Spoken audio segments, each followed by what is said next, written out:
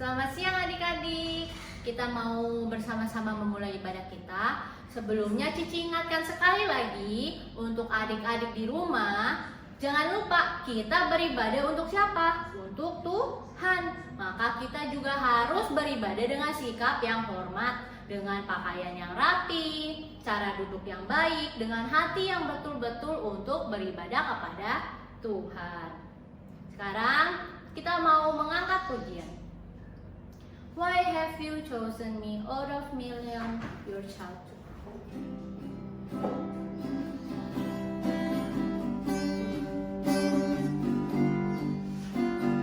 Why have you chosen me out of millions, your child to be? You know all the wrongs that I've done. Oh, how could you pardon me, forgive my iniquity, to save me, give Jesus your Son.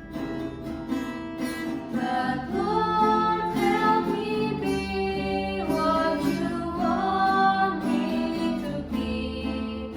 Your word I will strive to obey. My life I now give, for you I will live and walk by your side. Why have you chosen me? Why have you chosen me out of millions, your child to be? You know all the wrongs that I've done. Oh, how could you pardon me, forgive my iniquity, to save me, give Jesus your Son. But Lord, help me be what you want me to be. Your word I will strive to obey. My life I now give, for you I will live and walk by your side. But Lord, help me. But Lord, help me be what you want me to be. Your word I will strive to obey. My life I now give, for you I will live and walk by your side all the way. Lipat tangannya dan tutup matanya, kita mau berdoa. Tuhan Yesus, sungguh kami mengucap syukur. Kami masih diberi kesempatan untuk beribadah kepada Tuhan. Kami manusia yang berdosa ini boleh datang memuji Tuhan. Kami boleh mendengarkan firman Tuhan. Pimpin kami supaya ibadah kami tidak sia-sia di hadapan Tuhan. Hanya dalam nama Tuhan Yesus kami berdoa. Amin. Selamat siang adik-adik. Iya, puji Tuhan ya, hari ini kita boleh sama-sama beribadah. Cici senang sekali kita boleh sama-sama memuji nama Tuhan. Kita boleh sama-sama beribadah walaupun tidak bertemu secara langsung. Tapi adik-adik tahu tidak, kok kita bisa ya memuji nama Tuhan? Kok kita bisa ya beribadah kepada Tuhan? Adik-adik tahu tidak kenapa? Karena Tuhan Yesus yang begitu mengasihi kita. Tuhan Yesus mau mati di kayu salib untuk menebus dosa kita. Makanya kita boleh memuji nama Tuhan. Kita boleh berdoa kepada Tuhan. Cik, tahu dari mana Tuhan Yesus sayang sama kita? Tahu dari Alkitab. Di Alkitab semuanya diceritakan bagaimana Tuhan mencintai dan mengasihi manusia. Walaupun kita ini manusia yang berdosa. Kita mau angkat pujian. Yesus kasih padaku, Alkitab memberitahu.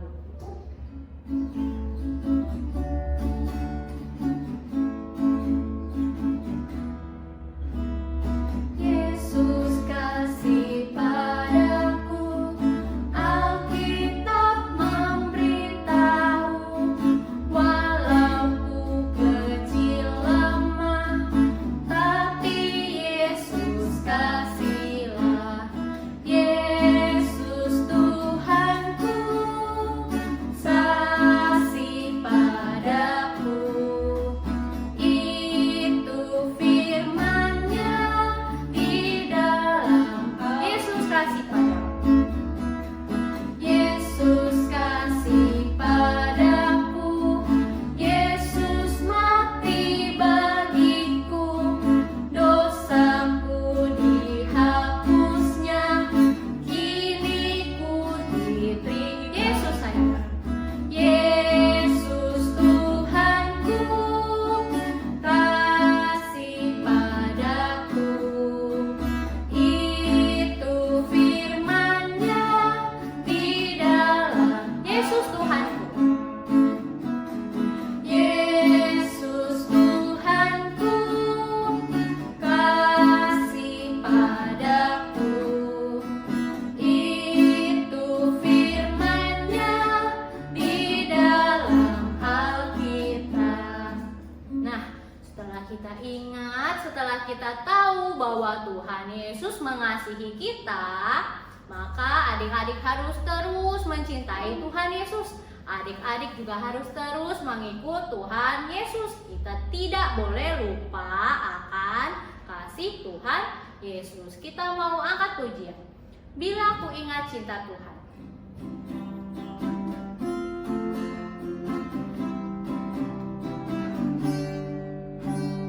Bila ku ingat cinta Tuhanku, ku tidak mau mundur lagi.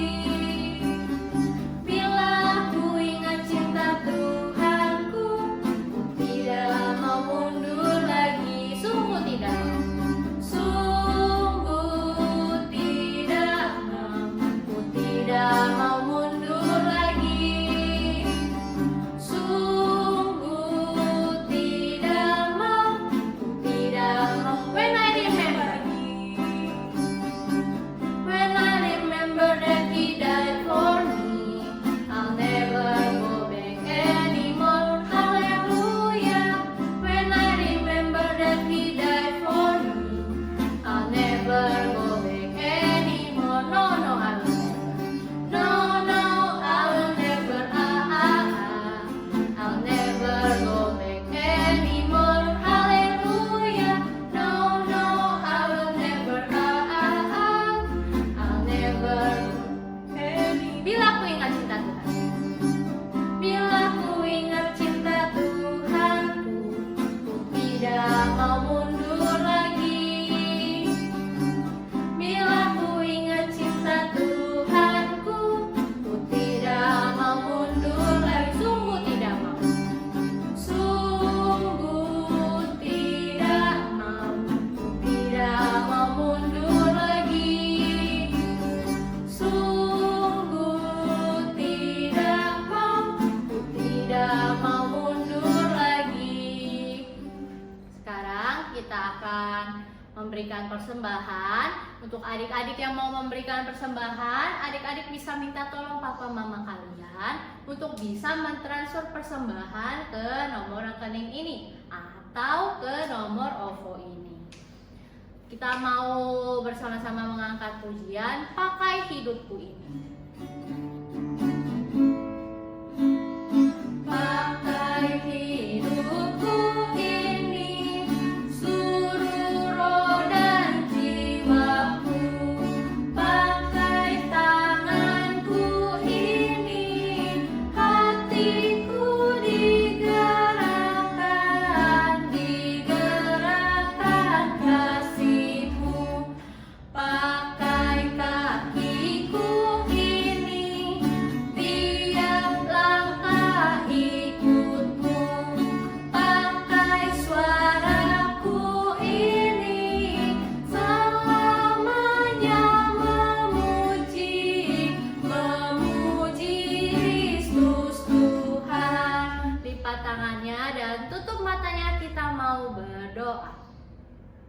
Tuhan Yesus, terima kasih untuk begitu banyak kasih Tuhan, untuk begitu banyak berkat Tuhan bagi kami.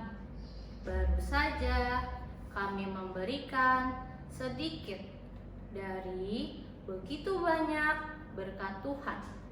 Tuhan tolong pakai persembahan kami supaya boleh dipakai di gereja dengan baik. Dalam nama Tuhan Yesus kami berdoa. Amin. Sekarang Cici akan memberikan pengumuman. Adik-adik harus ingat ya, setiap hari Kamis kita ada persekutuan anak. Jam berapa? Jam 6 sore. Persekutuan anak bisa adik-adik ikuti di YouTube Sekolah Minggu GKI Ampera. Dan jangan lupa juga setiap minggu kita beribadah jam 1 siang sama. Kita bisa ikut ibadahnya lewat channel YouTube Sekolah Minggu GKI Ampera. Sekarang kita mau mendengarkan firman Tuhan.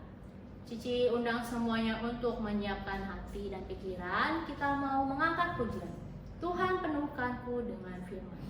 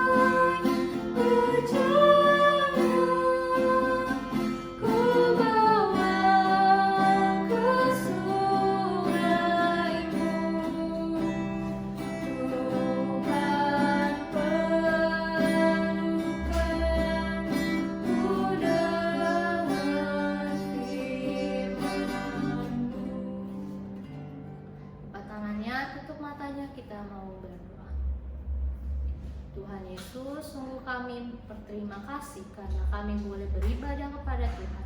Sungguh kami berterima kasih kami boleh diberi kesempatan untuk mendengar firman Tuhan.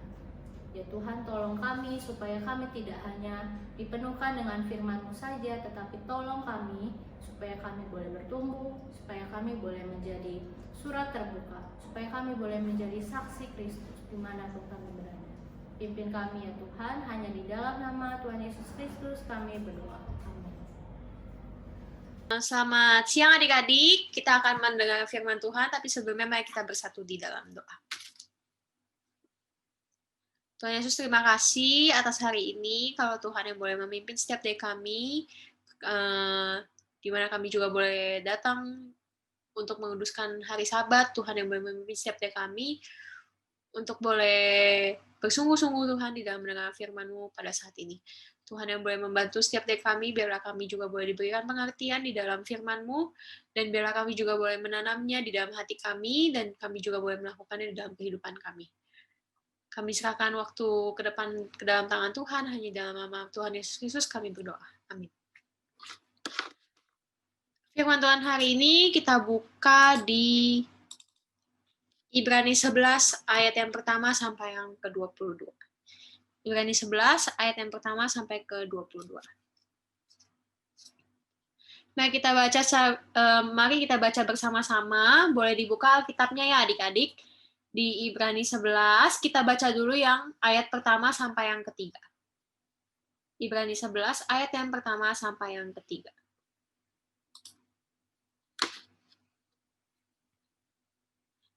Iman adalah dasar dari segala sesuatu yang kita harapkan dan bukti dari segala sesuatu yang tidak kita lihat.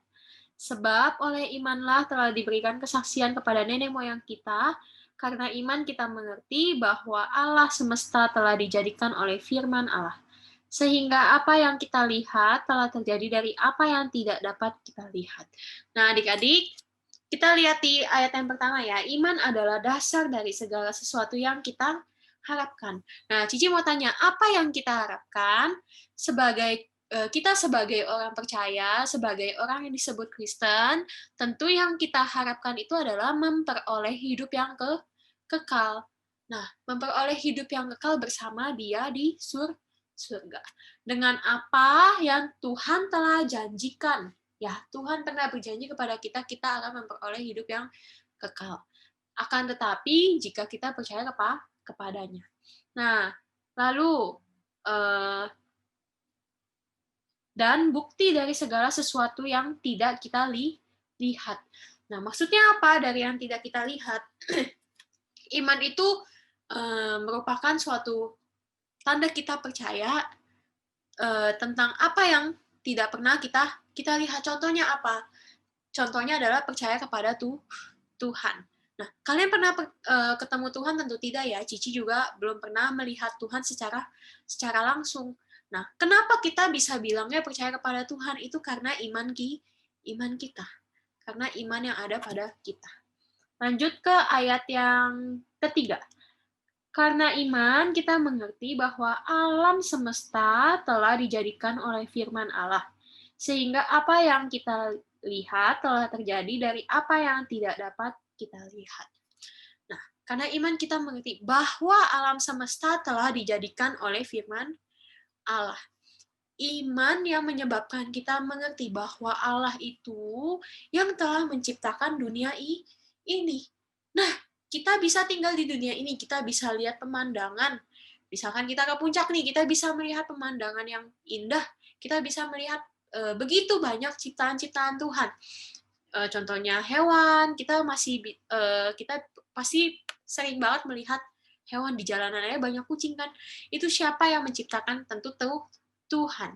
Kita sebagai manusia juga Tuhan yang menciptakan. Segala sesuatu yang ada di dunia ini yang bisa kita lihat sekarang dan bisa kita rasakan sekarang, itu semua adalah ciptaan Tuhan. Kenapa kita bisa percaya kalau itu ciptaan Tuhan, padahal kita sendiri itu nggak pernah melihat? Itu semua kembali lagi karena kita mempunyai iman. Iman, tanda kita percaya walaupun kita tidak pernah melihatnya. Ya. Nah, Ibrani ini sendiri dia ditulis di Ibrani 11 ini bagaimana kita tuh harus mempunyai iman, mau taat kepada Tuhan. Dia mau kasih tahu apa itu iman, lalu kita harus apa. Nah, Ibrani ini mau kita juga mempunyai iman yang begitu kuat, yang percaya kepada Tuhan. Dan di Ibrani ini, selanjutnya, kalau kita lihat ayat-ayat selanjutnya, setelah ayat 3 ini, Ibrani 11 ini, dia kasih banyak beberapa tokoh-tokoh di perjanjian lama. Ya, tokoh-tokoh yang menjadi teladan.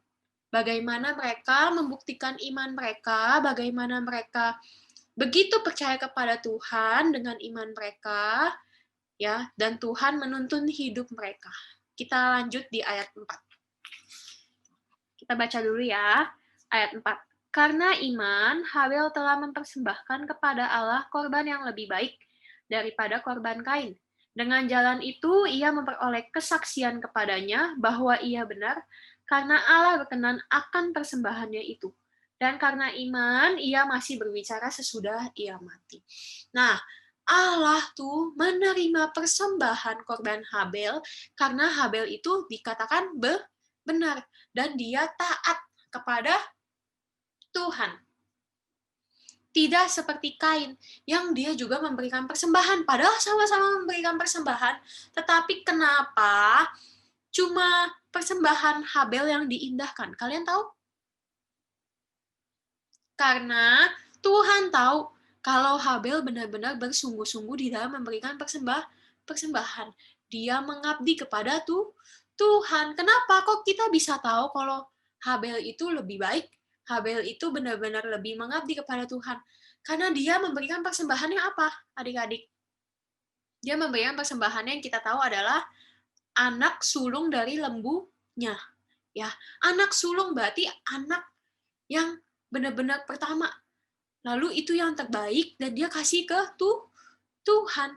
Dia tahu siapa yang akan diberikan persembahan itu, siapa yang akan dia kasih persembahan itu, untuk siapa persembahan itu. Dia tahu itu untuk Tuhan, makanya dia ingin memberikan yang terbaik, ya. Lalu selanjutnya di ayat yang kelima. Karena iman, Henok terangkat supaya ia tidak mengalami kematian dan ia tidak ditemukan. Karena Allah telah mengangkatnya. Sebab sebelum ia terangkat, ia memperoleh kesaksian bahwa ia berkenan kepada Allah. Nah, Henok ini katanya hidupnya berkenan kepada Allah. Dan Henok hidup bergaul dengan Allah. Dan dia pun tidak mengalami kematian, ditulisnya. Dia langsung terangkat ke surga. Nah, yang kita tahu tokoh selain Henok itu siapa ya? Elia, ya, yang tidak mengalami kematian dan dia langsung terangkat ke surga karena imannya, ya, karena iman mereka. Selanjutnya di ayat yang ke-7 ya. Karena iman, maka Nuh dengan petunjuk Allah tentang sesuatu yang belum kelihatan dengan taat mempersiapkan bahtera untuk menyelamatkan keluarganya. Dan karena iman itu ia menghukum dunia dan ia ditentukan untuk menerima kebenaran sesuai dengan imannya. Nah, kita masih ingat pastinya kejadian tentang Nuh, ya, peristiwa Nuh di Perjanjian Lama. Dia itu disuruh Tuhan untuk membuat sebuah bahtera. Tuhan bilang dia akan memusnahkan dunia ini kecuali Nuh dan keluarga. Nah, kalau kalian nih di posisi Nuh, kalian dikasih tahu Tuhan akan memusnahkan dunia ini. Apakah kalian langsung percaya? Terus kalian disuruh buat bahtera yang butuh waktu lama untuk membuatnya. Ya, nggak sebentar. Apakah kalian langsung mau taat? Ya, kita aja sekarang disuruh kerjain PR males-malesan. Apa kabar waktu itu? Nuh yang harus mempersiapkan waktunya, tenaganya untuk membuat bahtera yang besar. Nah, belum lagi dia diketawain sama orang-orang, ini kenapa ini, dia aneh. Dia bikin bahtera di atas bukit loh. Orang-orang ngeliat dia aneh. Tetapi kenapa dia tetap mau melakukannya? Karena dia mempunyai iman yang percaya kepada Tuhan. Dia taat dengan apa yang Tuhan perintahkan. Kita lanjut ke ayat ke-8. Karena iman, Abraham taat ketika ia dipanggil untuk berangkat ke negeri yang akan diterimanya menjadi milik pusakanya. Lalu ia berangkat dengan tidak mengetahui tempat yang ia tuju. Nah, kita juga masih ingat ya tentang cerita Abraham di Perjanjian Lama. Karena iman, Abraham mau pergi ke tempat yang dia tuh nggak tahu dia harus kemana. Dia tuh nggak tahu dia tujuannya kemana. Tetapi karena Tuhan sudah menyuruh dia untuk pergi, dia pun taat. dia udah nggak pusing lagi. Dia akan kemana, dia akan tidur di mana nanti, dia nggak pusing. Dia udah nggak mau tahu, karena dia percaya, karena dia mempunyai iman, dan dia pun langsung mengikuti apa yang Tuhan perintahkan. Lanjut. Di ayat yang ke-12. Itulah sebabnya, maka dari satu orang malahan orang yang telah mati pucuk, terpancar turunan besar seperti bintang di langit dan seperti pasir di tepi laut, yang tidak terhitung banyaknya. Ya, ini masih kisah Abraham, di mana Tuhan berjanji kepada dia kalau dia akan mempunyai keturunan yang sangat banyak. Seperti bintang di langit, ya. Kita tahu bintang di langit kita tidak bisa menghitungnya, dan pasir di laut. Ya. Dia akan mempunyai keturunan yang sangat banyak. Kita tahu ya, Abraham itu baru mempunyai anak satu, yaitu Ishak di umur yang keberapa? 100 tahun. Bayangin, orang 100 tahun nih, dia berumur 100 tahun, dia baru mempunyai satu anak. Ishak, satu-satunya anak. Bagaimana bisa dia mempunyai keturunan yang banyak? Ya, pertama-tama juga awalnya istrinya Sarah tidak bisa mengandung. Tetapi dia tetap percaya bahwa janji Tuhan pasti akan ditepati oleh Tuhan. Kalau Abraham akan mempunyai keturunan yang sangat banyak. Ya. Kita juga tahu kalau misalkan orang tuh yang sudah tua, mana mungkin punya anak, tetapi dia kembali percaya kalau Tuhan pasti akan menepati janjinya itu. Lalu di ayat yang ke-17. Karena iman, maka Abraham tatkala ia dicobai mempersembahkan Ishak. Ia yang telah menerima janji itu rela mempersembahkan anaknya yang tunggal. Nah, tadi dijanjiinnya itu dia akan mempunyai keturunan yang banyak, keturunan yang tak terhitung jumlahnya. Tapi dia, yang kita tahu dia malah dicobai Tuhan. Ya, imannya Abraham dicobai oleh Tuhan. Apakah dia benar-benar bersungguh-sungguh taat kepada Tuhan, mau melakukan apa yang Tuhan perintahkan, makanya Tuhan menyuruh dia untuk mempersembahkan Ishak, anaknya. Karena dia mau taat, ya, akhirnya yang kita tahu Ishak tidak jadi dipersembahkan kepada Tuhan. Tuhan sudah menyediakan penggantinya, ya. Yang kita tahu iman Abraham pun sudah teruji, dia taat kepada Tuhan. Next, tokoh selanjutnya Ishak. Kita lihat di ayat yang ke-20. Karena iman, maka Ishak sambil memandang jauh ke depan memberikan berkatnya kepada Yakub dan Esau.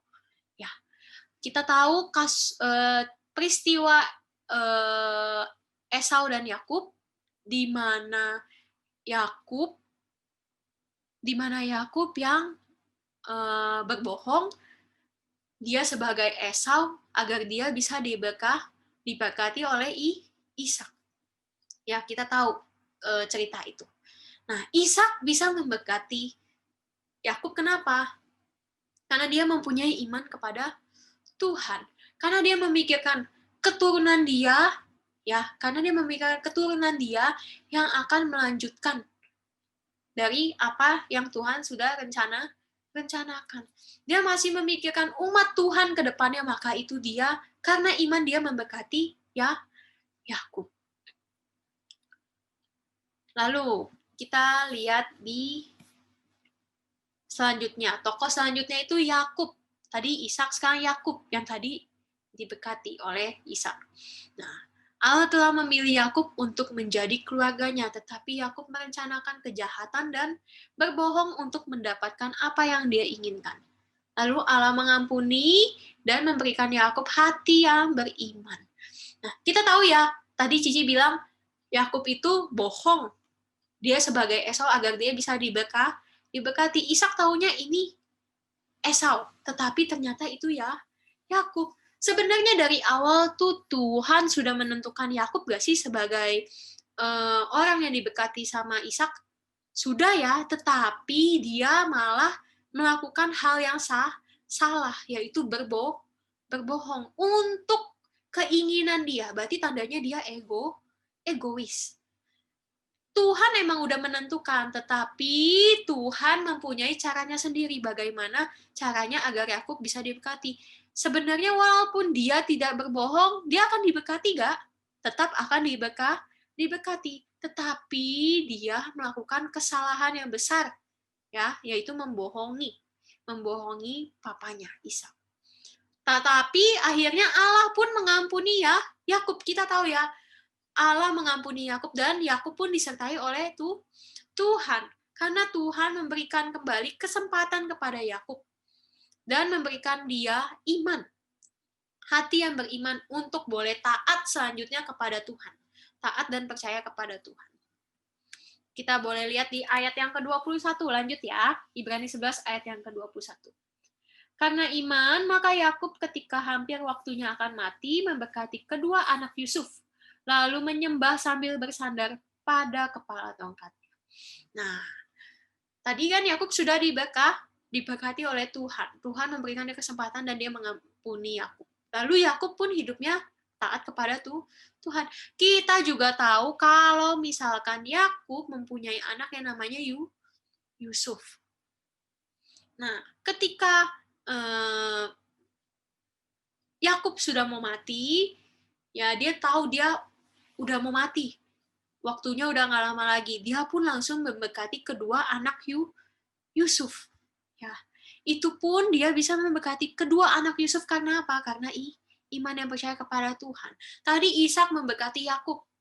Sekarang Yakub memberkati kedua anak Yusuf. Karena apa? Dia memikirkan bagaimana keturunan Tuhan selanjutnya harus tetap berjalan. Keluarga Allah harus tetap berlangsung ya. Rencana Tuhan harus tetap berlangsung. Dia memikirkan maka itu karena iman dia pun memberkati anak-anak Yusuf.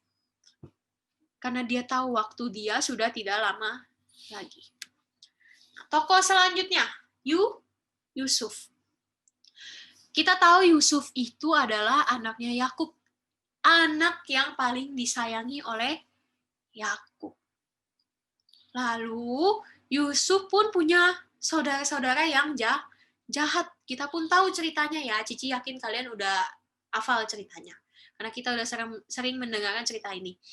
Yusuf dijahati saudara-saudaranya sampai Yusuf ini pun dijual ke Mesir. Sewaktu di Mesir dia pun terkena banyak masalah. Kita tahu ya Yusuf udah sampai di Mesir pun masalah dia pun tidak berhenti sampai di sana saja. Banyak orang-orang yang juga mau mencelakakan dia. Tetapi Tuhan tetap menyertai gak?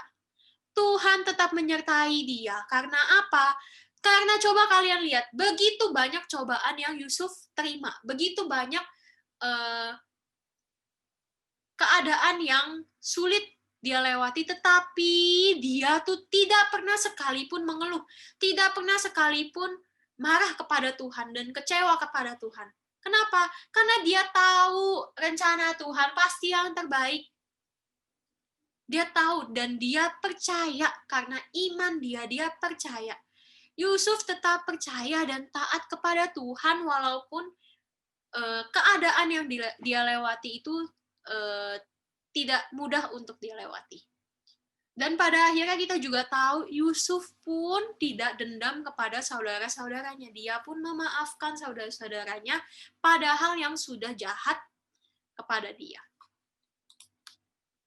Kita lanjut di ayat yang ke-22.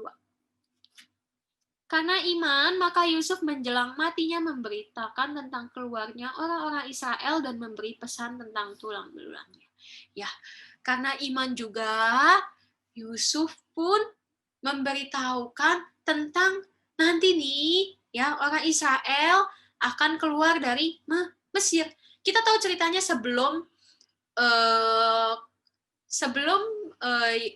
dia bertemu papanya lagi, kan tadi dijahatin tuh sama koko-kokonya dia sampai dijual di Mesir, dan dia pun diberkati oleh Tuhan, ya kan?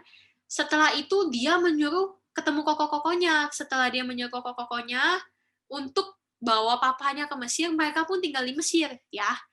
Nah, mereka tinggal di Mesir, dan orang Israel pun makin banyak di sana, makin banyak di Mesir.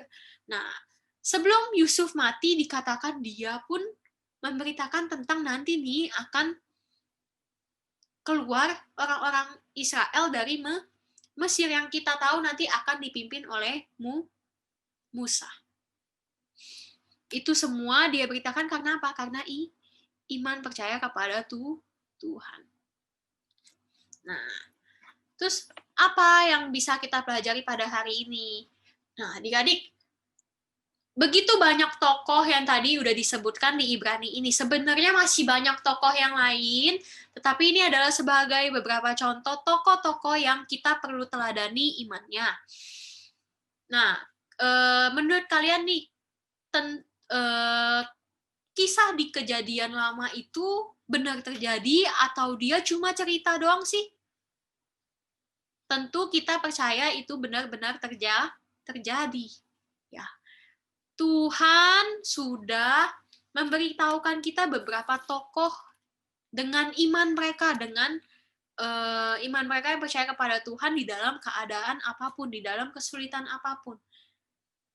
Dan bagaimana tokoh-tokoh tersebut secara tidak langsung taat kepada Tuhan, taat dan mempunyai iman yang begitu kuat, yang begitu besar kepada Tuhan. Kalau mereka mempunyai iman yang begitu besar, secara tidak langsung berarti tokoh-tokoh tersebut adalah keluarganya Allah. Bisa dikatakan sebagai keluarga Allah. Nah, keluarga Allah cuma tokoh-tokoh yang di Perjanjian Lama itukah? Tentu tidak. Kita sebagai orang-orang yang percaya juga sekarang adalah merupakan keluarga Allah. Ya. Kita yang ada di dunia ini, pokoknya semua orang yang di dunia ini, kalau dia percaya kepada Tuhan Yesus Kristus, berarti dia adalah keluarga Allah. Gak cuma orang-orang yang ada di dunia ini, gak cuma orang-orang yang masih hidup, tetapi orang yang sudah mati, kalau misal sewaktu hidupnya dia bilang dia percaya kepada Tuhan, berarti tandanya dia adalah keluarga Allah. Bedanya kita masih tinggal di dunia ini. Tetapi orang yang meninggal, dia sudah tinggal di surga. Ya. Kalau semasa hidupnya dia bilang dia percaya kepada Tuhan, berarti dia adalah keluarga Allah. Dan dia sudah tinggal di surga bersama Tuhan. Nah, sekarang Cici mau tanya ke kalian. Apakah kalian juga mempunyai iman yang sebesar itu, yang mau taat kepada Tuhan, seperti tokoh-tokoh yang sudah diberitahukan tadi, yang sudah Cici ceritakan tadi, yang sudah ditulis di Ibrani ini? Ya, Tuhan sudah memberikan banyak contoh bagaimana teladan iman mereka. Kenapa sih Tuhan kasih banyak contoh? Karena tujuannya adalah biar kita juga mau percaya kepada Tuhan. Biar kita juga bisa melihat, karena iman tokoh-tokoh tersebut, mereka pun hidupnya disertai oleh Tuhan, karena mereka sudah termasuk di dalam keluarga Allah. Nah, bagaimana iman kita? Iman kita apakah sebesar itu? Apakah sama seperti tokoh-tokoh yang sudah diberikan? Atau kita masih belum punya iman? Atau kita masih belum percaya kepada Tuhan? Ya, ini bisa menjadi renungan kita masing-masing. Kalau memang kita percaya kepada Tuhan, ya buktinya apa? Kalau memang kita punya iman, buktinya apa? Yaitu dengan taat kepada Dia. Taat kepada Dia dan melakukan segala perintahnya. Ya.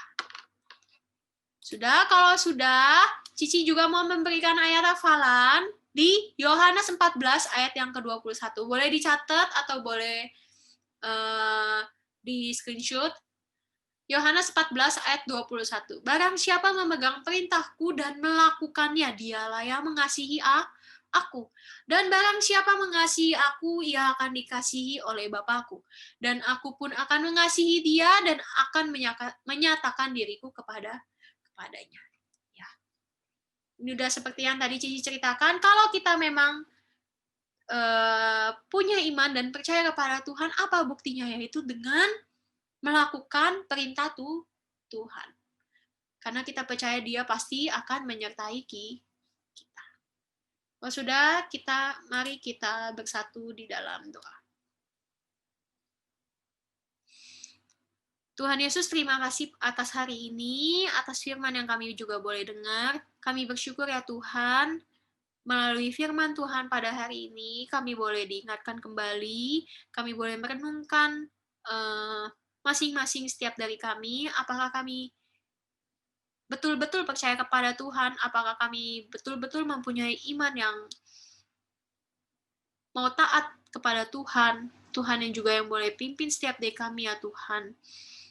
Biarlah kami juga boleh tidak hanya mendengar firman-Mu lalu melupakannya, tetapi boleh terus mengingatnya, terus menjadi pedoman hidup kami, dan kami juga boleh melakukannya di dalam kehidupan kami. Biar Tuhan juga yang boleh memimpin setiap dari kami, jauhkan kami dari segala pencobaan yang jahat, Tuhan yang boleh memimpin kami untuk boleh lebih bersetia lagi di dalam merenungkan firman-Mu dan boleh merenungkannya. Hanya di dalam nama Tuhan Yesus Kristus kami berdoa. Amin.